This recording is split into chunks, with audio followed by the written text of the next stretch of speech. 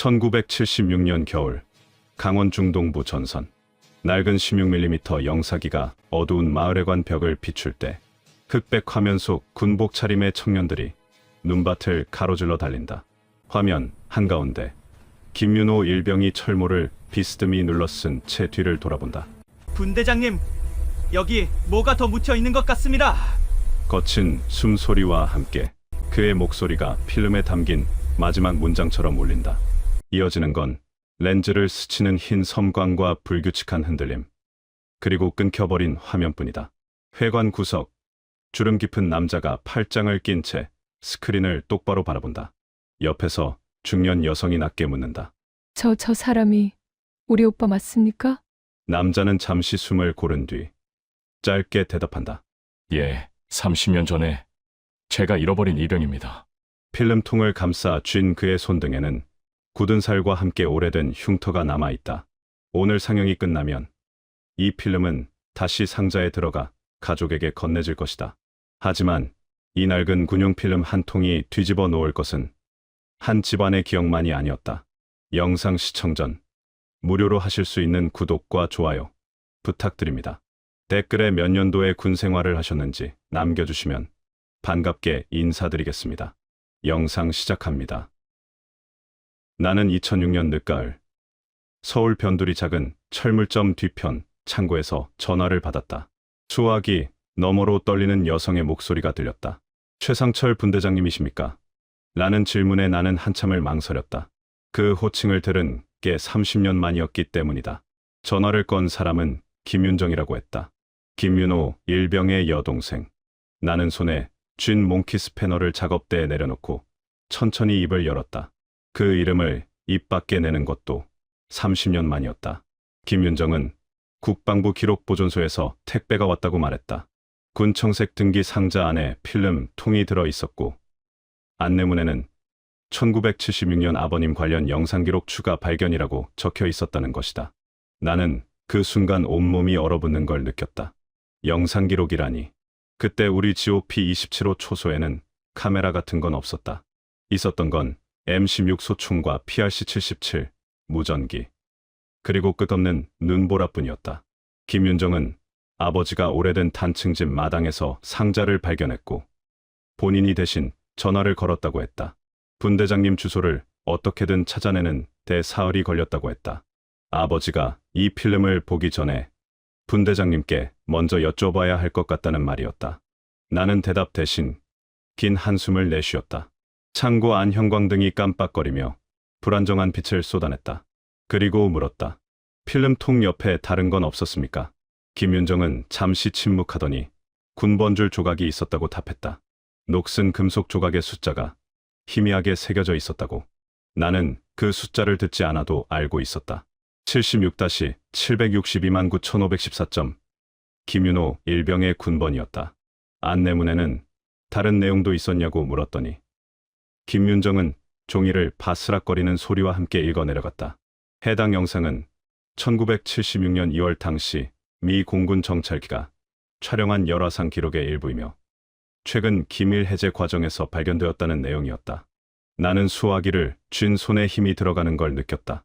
미군 정찰기, 열화상, 카메라. 그렇다면 그날 밤 우리가 했던 모든 것들이 하늘 위에서 기록되고 있었다는 말인가? 김윤정은 조심스럽게 물었다. 분대장님, 오빠가 정말 순직한 게 맞습니까? 공식 기록에는 작전 중 실종, 사망 추정이라고만 나와 있다고 했다. 30년 동안 유골도 없이 영정사지만 모시고 있었다고 했다. 나는 전화를 끊고 철물점 뒤편 녹슨 철제 캐비닛으로 걸어갔다. 30년 동안 한 번도 열어보지 않은 서랍을 열었다. 안에는 낡은 동계 군복 한 벌과 함께 작은 수첩이 들어 있었다. 1976년 1월 15일부터 2월 8일까지의 기록, GOP-27호 초소 근무일지. 공식 기록에는 없는 내가 몰래 써둔 진짜 기록이었다. 수첩 첫 장을 펼치자 검게 번진 볼펜 글씨가 보였다. 1976년 1월 15일 폭설주의보, 기온 영하 18도, 신병 김윤호 일병 GOP-27호 배치, 전방 경험 전무. 손가락으로 누렇게 바랜 종이를 넘기자 매일 밤 적어둔 기록들이 나타났다. 적설량, 가시거리, 무전 상태, 그리고 김윤호 일병의 상태. 마지막 페이지에는 2월 8일자 기록이 끊겨 있었다. 그 아래 붉은 볼펜으로 휘갈겨 쓴 문장 하나. 미안하다, 윤호야. 나는 수첩을 다시 덮었다. 그리고 30년 만에 그날 밤으로 돌아갔다. 김윤정에게 전화를 걸어 내일 만나자고 했다. 경기도 외곽 그 단층 집으로 직접 찾아가겠다고 했다. 필름을 보기 전에 내가 먼저 이야기해줘야 할 것들이 있었다. 그 필름 속에는 우리가 알고 있던 순직 기록과는 전혀 다른 진실이 담겨 있을 테니까. 그리고 그것은 시작에 불과했다. 나는 1976년 1월 16일 새벽 4시 GOP 27호 소초 막사 안에서 눈을 떴다. 철모에 묻은 서리가 아직 녹지 않은 채로 침상 옆 철제 선반 위에 놓여 있었다. 밖에서는 바람이 철책을 때리는 소리가 쉴 새 없이 들려왔다. 나는 군복 속옷 위에 스웨터를 덧입고 야전 점퍼를 걸쳤다. 소초 막사는 가로 4m, 세로 6m 남짓한 콘크리트 구조물이었다. 천장에는 20와트 백열전구 하나가 매달려 희미한 불빛을 내뿜고 있었다. 난로는 밤새 꺼지지 않도록 박영근 상병님이 2시간마다 기름을 보충했다. 그 옆에는 김윤호 일병이 M16A1 소총을 무릎에 올려놓고 분해 손질을 하고 있었다. 윤호는 열흘 전 이 소초에 배치된 신병이었다. 나이는 21살, 경기도 어딘가 농촌 출신이라고 했다. 총을 닦는 손놀림은 아직 서툴렀지만 시키는 대로 묵묵히 따라오는 편이었다. 나는 윤호에게 다가가 충렬 안쪽을 확인했다. 아직 습기가 남아 있었다. 기름 좀 더 바르고 천으로 한 번 더 닦아. 라고 말하자 윤호는 고개를 끄덕였다. 예, 분대장님. 짧고 분명한 대답이었다. 맞은편 침상에서는 박영근 상병님이 PRC-77 무전기 배터리를 점검하고 있었다. 박 상병님은 나보다 2달 선임이었지만 내가 분대장 보직을 맡고 있었기 때문에 서로 존칭을 쓰는 사이였다. 무전 상태 어떻습니까? 라고 묻자 박 상병님은 배터리 잔량 게이지를 손가락으로 톡톡 두드렸다. 간신히 버티는 수준입니다. 분대장님. 새 배터리 요청했는데 언제 올지 모르겠습니다. 나는 고개를 끄덕였다. 보급이 늦는 건 언제나 있는 일이었다. 출입문 쪽에는 이도훈 이병님이 야삽을 무릎에 올려놓고 앉아 있었다. 도훈이는 사흘 전에 온 진짜 신병이었다. 19살. 훈련소에서 바로 전방으로 왔다. 눈빛은 아직 긴장으로 가득했고 선임들 눈치를 보느라 말도 제대로 못 붙이는 편이었다. 나는 도훈이에게 다가가 어깨를 가볍게 두드렸다. 도훈아, 너무 긴장하지 마. 여기는 조용한 구역이야. 도훈이는 고개를 숙이며 대답했다. 예, 분대장님. 목소리가 떨리는 게 느껴졌다. 오전 6시가 되자 비상총원 스피커에서 여단 상황 전파가 흘러나왔다. 금일 강설량 15cm 예상. 주간 가시거리 100m 이내. 야간 경계 강화 요망. 나는 메모지의 내용을 받아 적었다. 박 상병님은 무전기 주파수를 맞추며 중대망과 교신을 시도했다. 잡음이 심했지만 간신히 중대장님 목소리가 들렸다. 27호. 응답하라. 박 상병님이 송신 버튼을 눌렀다. 27호 응답합니다. 중대장님. 중대장님은 오늘 오후 2시쯤 소초 점검 나간다는 말을 남기고 교신을 끊었다. 나는 윤호와 도훈이를 불렀다. 점심 전에 철책, 주변 제설 작업해야 한다. 준비해라. 두 사람은 동시에 대답했다. 예, 분대장님. 막사 안공기는 석유 난로 냄새와 보리차 냄새, 젖은 군복에서 올라오는 눅눅한 냄새가 뒤섞여 있었다. 창문 밖으로는 하얀 눈발이 끊임없이 내려왔다. 철책선 너머는 완전히 하얀 안개 속에 잠겨 있었다. 나는 M16을 어깨에 메고 출입문을 열었다. 찬바람이 얼굴을 때렸다. 영하 18도.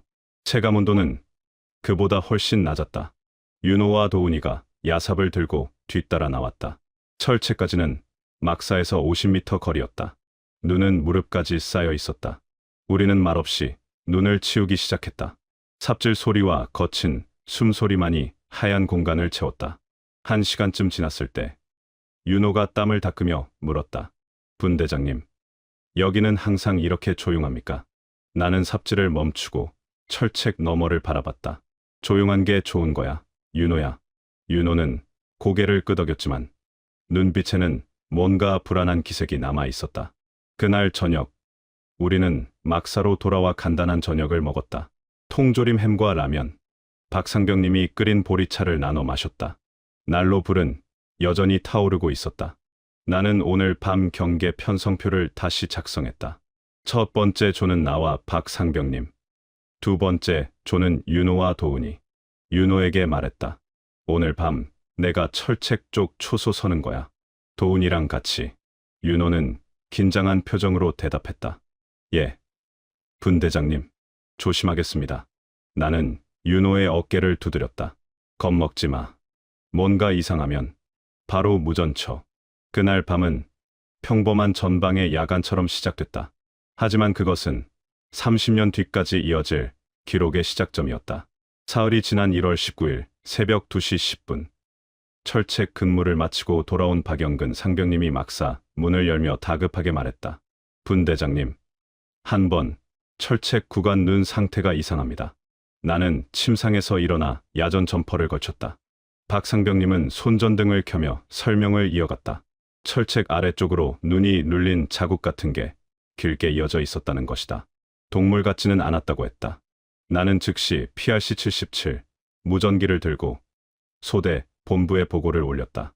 소대장님 목소리가 잡음 섞인 채로 들렸다.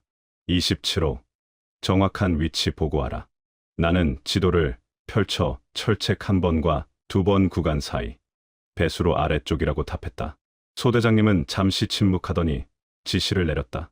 일출 후 수색조 편성에서 확인하라. 4명 이상. 무전 끊지 말고 대기. 새벽 6시가 되자 하늘이 서서히 밝아오기 시작했다. 나는 김윤호 1병과 이도훈 2병님, 그리고 박영근 상병님과 함께 수색조를 편성했다. 우리는 철모 위에 하얀 위장포를 덮었었다. M16 소총에는 실탄 30발이 장전되어 있었다. 막사를 나서자 찬바람이 얼굴을 때렸다. 영하 20도. 입김이 하얗게 얼어붙었다. 철책까지는 50m. 우리는 일렬로 걸어갔다. 눈은 무릎 위까지 쌓여 있었다. 발을 내디딜 때마다 뽀드득 소리가 났다. 박상병님이 앞장서서 어젯밤 발견했던 지점으로 우리를 안내했다. 철책 한 번 구간을 지나 경사면이 시작되는 곳. 그곳에서 박상병님이 멈춰섰다. 여기입니다. 분대장님. 나는 무릎을 굽혀 눈 표면을 자세히 살폈다. 확실히 평평하지 않았다. 뭔가가 눌렀거나 흘러내린 흔적이 길게 이어져 있었다. 김윤호 1병이 조심스럽게 다가와 눈을 손으로 긁어냈다. 그 아래에는 얼어붙은 물길이 드러났다. 윤호가 고개를 들어 나를 쳐다봤다. 분대장님, 이거 물 자국 같습니다. 위쪽 배수로에서 흘러내린 것 같습니다. 나는 위쪽을 올려다봤다. 배수로 입구에서 얼음 덩어리가 매달려 있었다. 낮 동안 녹았다가 밤에 다시 얼어붙은 흔적이었다. 이도훈 2병님의 어깨가 조금 내려가는 게 보였다. 긴장이 풀린 것이다. 박상병님도 안도의 한숨을 내쉬었다. 그냥 오인이었던 것 같습니다. 분대장님. 나는 고개를 끄덕이려다가 박상병님이 손가락으로 아래쪽을 가리키는 걸 봤다. 분대장님, 그런데 저기 좀 보십시오. 나는 박상병님이 가리킨 방향으로 시선을 옮겼다. 물 자국이 끝나는 지점에서 3m쯤 아래, 낙엽과 눈이 섞여 있는 부분이 보였다. 우리는 조심스럽게 그쪽으로 내려갔다. 경사가 급했다. 발을 헛디디면 그대로 굴러 떨어질 수 있는 각도였다. 가까이 다가가자 눈 사이로 뭔가 반짝이는 게 보였다. 나는 군장에서 작은 삽을 꺼내 눈을 조심스럽게 치웠다. 그 아래에서 부서진 철사 조각이 나왔다. 녹이 쓴 철사였다. 그리고 그 옆에는 군화 발자국이 선명하게 찍혀 있었다. 오래된 흔적이었지만 눈 아래 얼어붙은 흙에 깊게 패여 있었다. 김윤호 1병이 숨을 멈췄다. 분대장님, 이건. 나는 발자국 크기를 가늠했다. 270mm쯤. 성인 남성 군화였다. 방향은 철책 쪽에서 아래쪽으로 향하고 있었다. 박상병님이 떨리는 목소리로 말했다. 누가 여길 내려갔던 겁니까? 나는 지도를 꺼내 현재 위치를 확인했다. 우리가 서 있는 지점은 철책에서 20m 아래. 지도 위에는 붉은색 선이 그어져 있었다. 지뢰 의심지대. 정확한 위치는 알 수 없지만 한국전쟁 때 매설된 지뢰가 남아있을 가능성이 있는 구역이었다. 나는 즉시 무전기를 들었다. 소대본부 27호 긴급 보고 드립니다. 소대장님, 목소리가 들렸다. 27호 상황 보고하라. 나는 발견한 내용을 그대로 전달했다. 철사 조각, 군화 발자국, 그리고 지뢰 의심지대 인근이라는 것. 소대장님은 잠시 침묵했다. 그리고 명령을 내렸다. 그 이상 접근 금지. 즉시 복귀하라. 공병 지원 요청하겠다. 우리는 천천히 뒤로 물러났다. 발자국 하나하나를 조심스럽게 되밟으며 철책 쪽으로 돌아왔다. 막사로 돌아오는 길. 김윤호 일병이 조용히 물었다. 분대장님, 저 발자국은 언제 생긴 겁니까? 나는 대답하지 않았다. 대답할 수 없었다. 처음 발견한 물 자국은 단순한 오해였다. 하지만 그 오해를 따라 내려간 곳에서 우리는 누군가의 흔적을 발견했다. 그리고 그 흔적은 지뢰밭 바로 위에 남겨져 있었다. 오전 9시가 넘어가자 계곡 아래에서 안개가 올라오기 시작했다. 처음에는 발목 높이였던 안개가 점점 무릎을 넘어 허리까지 차올랐다. 철책 아래 경사면은 완전히 하얀 구름 속에 잠겨갔다. 우리가 아침에 발견한 군화 발자국 지점은 이미 안개에 묻혀 보이지 않았다. 박영근 상병님이 PRC-77 무전기 안테나를 높이 들어 올렸다. 안테나 끝에 맺힌 서리가 하얗게 얼어붙어 있었다. 박 상병님이 송신 버튼을 눌렀다. 소대본부 27호 수색조 현재 위치 보고합니다. 스피커에서는 지지직 잡음만 들렸다. 박 상병님이 다시 버튼을 눌렀다. 소대본부 응답 바랍니다. 잠시 후 끊어지는 목소리가 들렸다. 27호 잡음 심하다. 다시 송신. 나는 박 상병님에게 고개를 끄덕였다. 한 번 더 시도해보라는 뜻이었다. 박 상병님이 주파수를 조정하며 다시 교신을 시도했지만 응답은 똑같았다. 지지직 소리와 함께 단편적인 단어들만 들렸다. 김윤호 일병이 나침반을 들고 서 있었다. 윤호야, 표식목 보이냐? 윤호가 고개를 저었다. 안개 때문에 10m 앞도 안 보입니다. 분대장님. 나는 수첩을 꺼내 아침에 적어둔 이동 경로를 확인했다. 철책 한 번 구간에서 남쪽으로 30m, 그 다음 서쪽으로 20m, 지뢰 의심지대, 경계선까지는 거기서 15m 더 내려가야 했다. 나는 김윤호에게 나침반 방위를 확인시키고 한 걸음씩 천천히 이동하기로 했다. 이도훈 이병님이 뒤에서 따라오며 떨리는 목소리로 물었다. 분대장님, 이대로 계속 가도 됩니까? 나는 대답하지 않았다. 사실 나도 확신이 없었다. 발밑에서 얼음이 부서지는 소리가 들렸다. 뽀드득. 그 소리를 듣는 순간 1년 전 기억이 떠올랐다. 1975년 2월 같은 구간에서 있었던 수색 작전. 그때도 안개가 이렇게 심했다. 나는 당시 일병 계급으로 수색조 막내였다. 앞에서 가던 고참 병장님이 갑자기 비명을 질렀다. 그리고 폭발음. 눈 위로 흙과 돌이 튀어올랐다. 병장님은 오른쪽 다리가 무릎 아래로 날아갔다. 우리는 병장님을 끌고 철책까지 기어 올라갔다. 그날 이후 우리 소대는 한 달 동안 수색 작전이 금지됐다. 나는 그 기억 때문에 이 구간에서 한 걸음 한 걸음이 조심스러웠다. 확실하지 않은 곳은 절대 밟지 않는다는 원칙을 세웠다. 그때 무전기에서 다시 소리가 들렸다. 오늘 작전 다른 수색조 전개 취소. 박영근 상병님이 귀를 무전기 스피커에 바짝 갖다 댔다. 하지만 그 다음 말은 잡음에 묻혀 들리지 않았다. 박 상병님이 나를 쳐다봤다. 분대장님, 우리 조도 철수하라는 겁니까? 나는 무전기를 귀에 대고 들어봤다. 아무 소리도 들리지 않았다. 다시 송신을 시도했지만 응답은 없었다. 김윤호 일병이 조심스럽게 물었다. 분대장님, 어떻게 하겠습니까? 나는 안개 속을 바라봤다. 여기서 철수하면 오늘 발견한 발자국의 정체를 영영 모를 수도 있었다. 하지만 계속 내려가면 1년 전처럼 사고가 날 수도 있었다. 나는 결정을 내렸다. 지뢰 의심지대 경계선까지만 확인하고 바로 철수한다. 더 이상은 안 간다. 박상병님이 고개를 끄덕였다. 알겠습니다. 분대장님. 우리는 다시 한 걸음씩 내려가기 시작했다. 안개는 점점 더 짙어졌다. 무전기는 여전히 잡음만 내뱉고 있었다. 명령이 정확히 무엇인지 알 수 없는 상황. 우리는 상급부대의 제지시를 듣지 못한 채 혼자 남겨진 조처럼 계곡 안으로 더 깊이 들어가고 있었다. 그리고 나는 알지 못했다. 이 판단이 30년 뒤까지 나를 괴롭힐 선택이 될 줄은. 오후 2시가 넘어갔다. 우리는 지뢰 의심지대 경계선을 확인하고 다시 철책 쪽으로 올라가고 있었다. 하지만 하산할 때와 달리 올라가는 길은 완전히 다른 지옥이었다. 낮 동안 기온이 올라가면서 눈이 조금씩 녹았다가 그늘진 경사면에서 다시 얼어붙어 있었다. 발을 디딜 때마다 미끄러졌다. 한 걸음 올라가면 반 걸음 뒤로 밀려났다. 가장 힘들어하는 건 이도훈 이병님이었다. 체구가 작은 도훈이는 몇 번이나 발을 헛디뎌 주저앉았다. 무릎까지 눈 속으로 빠졌다가 겨우 일어났다. 도훈아, 괜찮냐? 내가 물으면 도훈이는 고개만 끄덕였다. 예, 분대장님, 괜찮습니다. 하지만 목소리가 떨리는 게 느껴졌다. 한 차례 크게 미끄러진 뒤부터 도훈이 걸음걸이가 이상해졌다.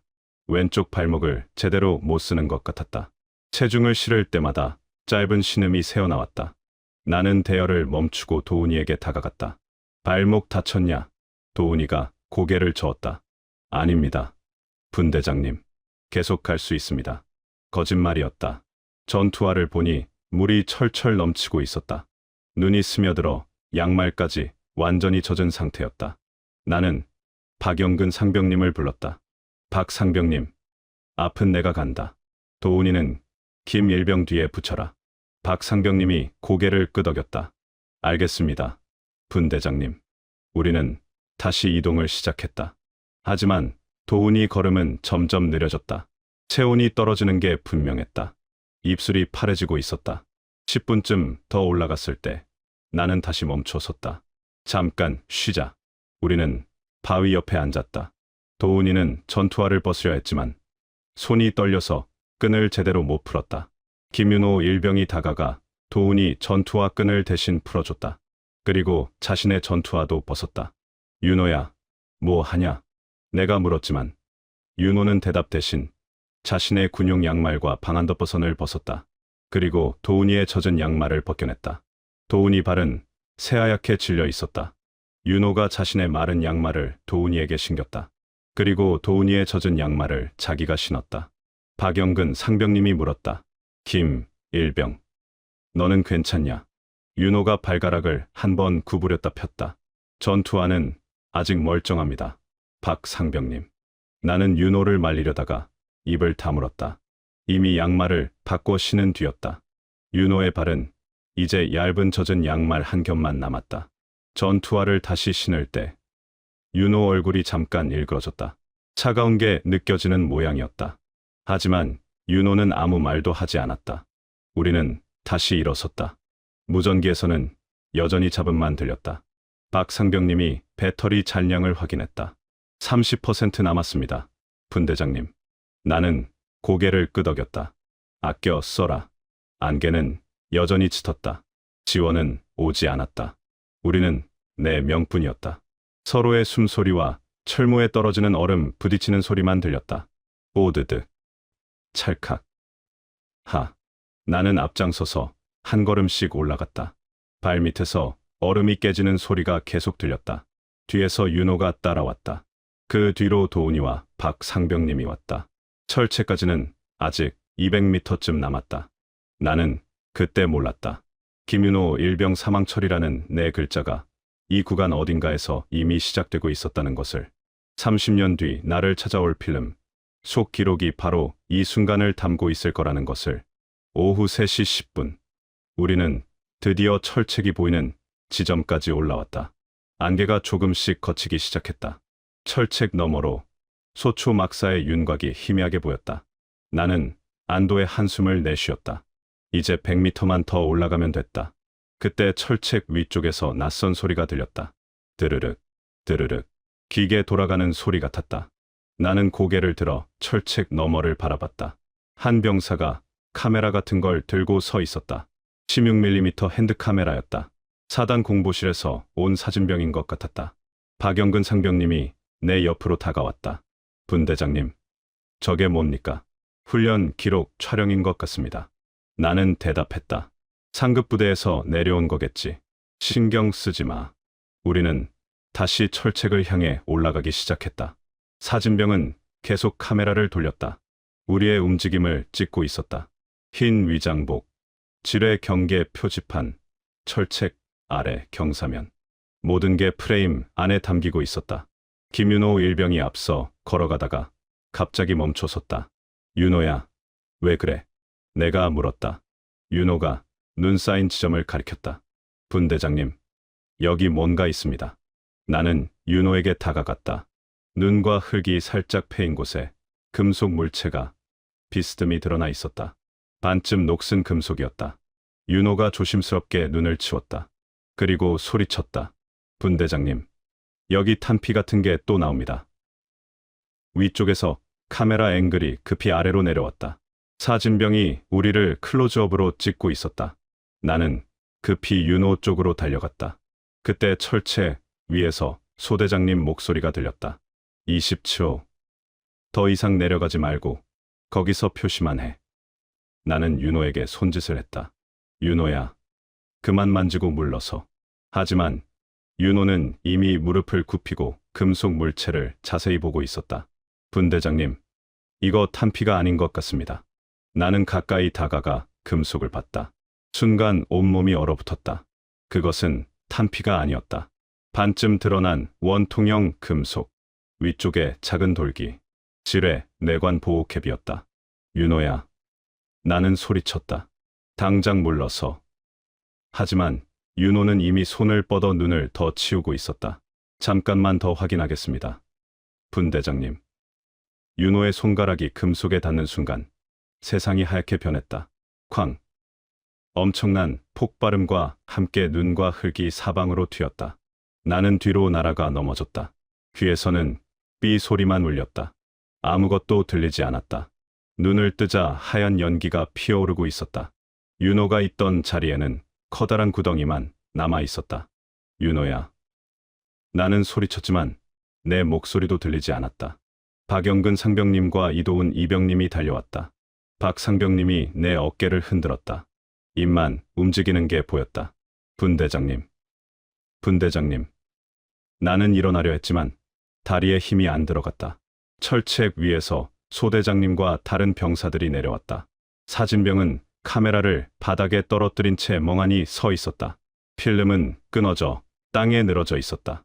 우리는 구덩이 주변을 뒤졌다.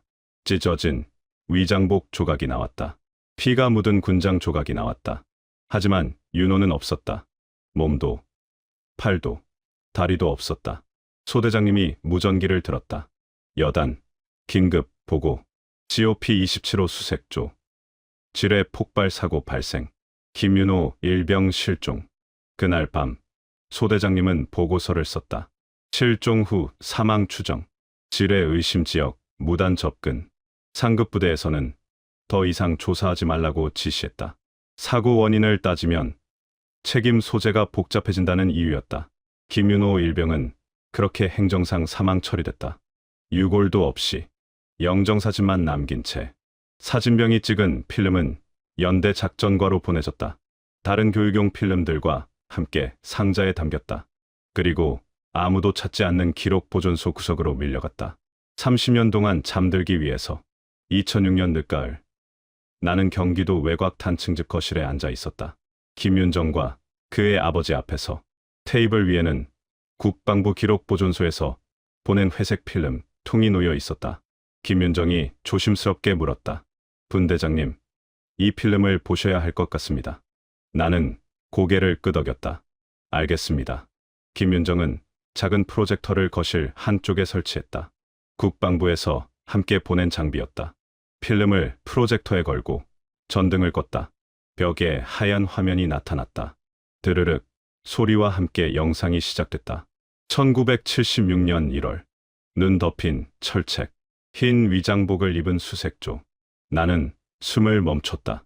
화면 속에 내가 보였다. 30년 전의 나. 24살. 병장 계급장을 탔나. 뒤에서 박영근 상병님이 무전기를 들고 있었다. 그리고 김윤호 일병이 보였다. 윤호는 이도훈 이병님 옆에서 군장을 조정해주고 있었다. 화면이 클로즈업 됐다. 윤호의 이름표가 선명하게 보였다. 진윤하오. 윤호가 도훈이에게 뭔가 말하고 있었다. 소리는 희미했지만 입 모양으로 알 수 있었다. 여기까지만 내려가고 넌 위에서 기다려. 윤호가 도훈이를 위쪽으로 밀어 올렸다. 그리고 혼자 철책 아래로 내려갔다. 2걸음, 3걸음. 나는 화면 속에서 윤호를 불렀다. 윤호야. 거기서 멈춰. 하지만 윤호는 계속 내려갔다. 무릎을 굽히고 눈을 손으로 젖혔다. 그리고 말했다. 여기 또 있습니다. 분대장님. 뭔가 더 파묻혀 있습니다. 카메라가 흔들렸다. 화면이 아래로 급히 내려갔다. 그 순간 하얀 섬광이 화면을 가득 채웠다. 쾅!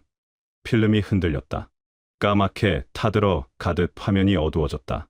그리고 끊어졌다. 거실은 조용했다. 프로젝터 돌아가는 소리만 들렸다. 김윤정이 전등을 켰다. 나는 고개를 숙인 채 아무 말도 할 수 없었다. 김윤정 아버지가 떨리는 목소리로 물었다. 분대장님, 우리 윤호가 도훈이를 보호하려고 혼자 내려간 겁니까? 나는 고개를 끄덕였다. 그렇습니다. 김윤정이 국방부에서 온 서류를 꺼냈다. 재심, 결과 통보서였다. 서류에는 이렇게 적혀 있었다. 김윤호 일병의 사건은 지뢰 의심 지역 추가 확인 과정에서 신병 보호를 위해 단독 행동 후 발생한 폭발 사고로 재분류됨. 기존 기록인 지시 불이행 가능성은 사실과 다른 것으로 판명됨. 행정상 사망 처리에서 임무 수행 중 전사로 기록 정정. 김윤정이 말했다. 2000년대 들어서 국방부 기록보존소에서 오래된 필름을 디지털로 옮기는 작업을 했대요. 그때 이 필름이 발견됐다고 합니다. 담당 장교가 필름을 보고 과거 사고 기록과 내용이 다르다는 걸 알았다고 합니다. 나는 서류를 읽었다. 관련 기록 재검토 결과 김윤호 일병은 신병을 보호하기 위해 자발적으로 위험 구역에 진입한 것으로 확인됨. 당시 분대장 최상철 병장의 지시를 따르지 않은 것이 아니라 오히려 후임을 먼저 대피시킨 후 단독으로 확인 작업을 수행한 것으로 판단됨. 30년 만에 기록이 바뀐 것이다. 하지만 윤호는 돌아오지 않았다. 김윤정 아버지가 물었다. 사고 현장은 아직 남아 있습니까? 나는 고개를 저었다. 아닙니다. 그 구역은 이미 수차례 지형 변경과 재정비로 원형을 잃었습니다. 더 이상 현장을 확인할 수 없습니다. 김윤정이 필름 통을 다시 담으며 말했다. 그래도 이제 오빠가 왜 그랬는지 알게 됐어요. 30년 동안 궁금했거든요. 나는 창밖을 바라봤다. 낙엽이 떨어지고 있었다. 1976년 그날도 이렇게 추웠다. 윤호의 마지막 모습이 눈에 선했다. 도훈이를 위로 밀어 올리고 혼자 눈 속으로 내려가던 모습. 나는 30년 동안 윤호에게 미안했다. 내가 막지 못해서. 하지만 이제 알았다. 윤호는 내 명령을 어긴 게 아니었다. 후임을 지키려 한 것이었다. 필름은 그 진실을 담고 있었다. 30년 동안 어둠 속에 잠들어 있다가 이제야 세상에 나온 진실. 마을에 관 어둑한 실내에서 필름이 다시 재생됐다. 마지막 몇 추가 반복됐다. 나는 의자 끝에 걸터 앉아 화면을 바라봤다. 지팡이를 옆에 세워두고 화면 속에는 30년 전에 내가 있었다. 철책 위 난간에 몸을 기댄 채 아래를 내려다보는 모습. 그때 나는 아직 윤호가 폭발할 줄 몰랐다. 옆자리에는 김윤정과 그의 가족들이 앉아 있었다. 중년이 된 윤정은 화면 속 오빠를 눈으로 쫓았다. 흑백 화면에서 뛰어다니는 젊은 군복 차림의 형. 21살에 멈춰버린 오빠. 나는 천천히 입을 열었다. 그날 새벽 막사 안은 딱 이 냄새였습니다. 젖은 군장 냄새, 석유난로 냄새. 밖에서는 철책에 얼음 부딪히는 소리만 들렸습니다. 김윤정이 고개를 돌려 나를 봤다. 나는 계속 말했다. 폭발 직후 안개 속에서 들것이 나갔습니다. 흔들리는 들것 위에는 아무것도 없었습니다. 찢어진 군복 조각과 군장만 실렸습니다. 무전기 스피커에서는 여단 지시가 계속 들렸습니다. 하지만 김일병 목소리는 끝내 다시 들리지 않았습니다. 화면이 다시 윤호의 얼굴을 비췄다. 윤호가 이도훈 이병님 어깨를 두드리는 장면. 나는 손등을 쓸어내렸다. 거기에는 흉터가 있었다. 그날 폭발로 생긴 작은 파편 자국. 30년이 지나도 남아있는 흔적. 보고서에는 처음에 제 결정도 같이 묶여 있었습니다. 나는 말을 이었다. 제가 더 강하게 막았어야 한다는 얘기도 있었습니다. 지시 불이행을 방치했다는 내용도 있었습니다. 김윤정 아버지가 물었다. 그래서 분대장님도 힘드셨겠습니다. 나는 고개를 끄덕였다. 30년 동안 제 잘못이라고 생각했습니다. 제가 윤호를 막지 못해서 죽었다고 생각했습니다. 화면이 멈췄다. 윤호가 혼자 눈 속으로 내려가는 장면에서. 하지만 이제 알았습니다. 나는 화면을 가리켰다. 윤호는 제 명령을 어긴 게 아니었습니다. 후임을 지키려 한 것이었습니다. 도훈이를 위로 밀어 올리고 혼자 위험한 곳으로 간 겁니다. 김윤정이 눈물을 닦았다. 오빠답네요. 항상 동생들 챙기던 오빠였어요. 나는 창밖을 바라봤다. 2006년 겨울. 밖에는 눈이 내리고 있었다. 1976년 그날처럼. 그래도 이제 이 한 통의 필름 덕분에 적어도 그 친구가 어디서 멈췄는지는 남았습니다. 나는 말했다. 기록에 잘못 적힌 줄 몇 개가 바로잡힌 셈이지요. 회관 밖으로 나갔다. 찬 공기가 얼굴을 때렸다. 여전히 철책 근무를 서던 시절의 찬 기운과 비슷한 냄새가 남아있는 듯했다. 나는 필름 통을 김윤정에게 건넸다. 이 이야기는 남은 우리가 잊지 않으려고 꺼내보는 겁니다. 30년이 지나도 군용 필름 한 통이 아직도 할 말이 남아있는 이유가 바로 그것일 겁니다. 김윤정이 필름 통을 받아들었다. 감사합니다. 분대장님. 이제 오빠를 제대로 보낼 수 있을 것 같아요. 나는 고개를 숙였다. 30년 동안 미안했다는 말은 하지 않았다. 이제 그 말이 필요 없다는 걸 알았기 때문이다. 윤호는 잘못 죽은 게 아니었다. 후임을 지키다가 간 것이었다. 그것만으로 충분했다. 김윤호 일병. 그 이름은 더 이상 사망철이라는 건조한 행정 용어 속에만 머무르지 않았다. 늦게나마 기록과 사람들의 기억 속에서 자신의 자리를 되찾았다. 나는 마을회관을 나서며 하늘을 올려다봤다. 눈이 계속 내렸다. 1976년 그날처럼. 하지만 이제는 그 눈이 차갑지만은 않았다. 윤호가 남긴 것들이 눈 속에 녹아있는 것 같았다. 30년 만에 돌아온 진실. 그것이 우리가 기억해야 할 이유였다. 오늘 영상이 좋으셨다면 구독, 좋아요, 알림 설정 부탁드립니다. 감사합니다.